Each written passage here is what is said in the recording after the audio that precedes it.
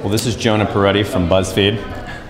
I'm introducing you. Well, I figured maybe, no. Jordan Bitterman from Mindshare.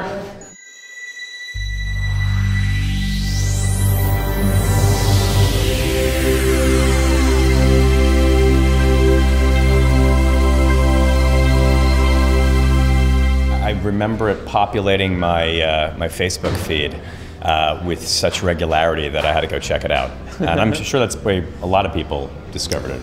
Yeah, I mean, what you were saying about feeds being such an important way for people to consume media. Our goal isn't to be the feed that everyone goes to. Our focus is to really create great shareable content for this new ecosystem and all of these distribution companies, whether it's Facebook or Twitter or Pinterest or StumbleUpon or WhatsApp or Line. I mean, there's all these ways that people can share media with each other that didn't exist a few years ago. I think we're seeing the big social platforms being built out. There's still intense battles about who's going to ultimately win in certain areas like messaging, but the shift now you're starting to see a shift now to what are people going to share on these networks. You know, all the attention and excitement, all the investment in Silicon Valley was all on the platforms that allowed content to spread.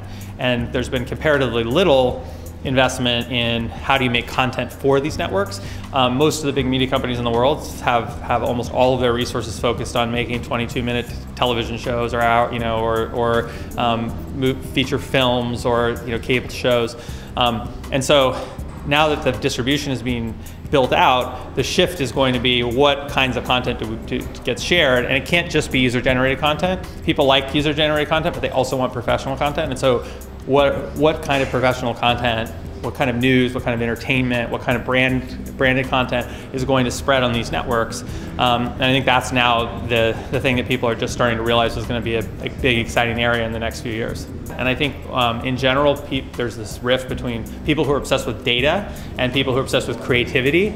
And I think that's just like a totally false dichotomy. And having real-time data that gives you feedback on your ideas is the best thing that ever happened to creative people, because now you can publish more things, you can launch more ideas, you can try more things more quickly, and then you can immediately see which ones are working and which ones aren't. So it allows you to be more creative because you're not being creative in this vacuum where you're kind of thrashing around with things that sound cool, but who knows whether they're actually real. You're able to actually get continual feedback on your ideas. And so I think it's an exciting time for sort of the left brain and the right brain to come together, and that's going to lead to lots of really fun things.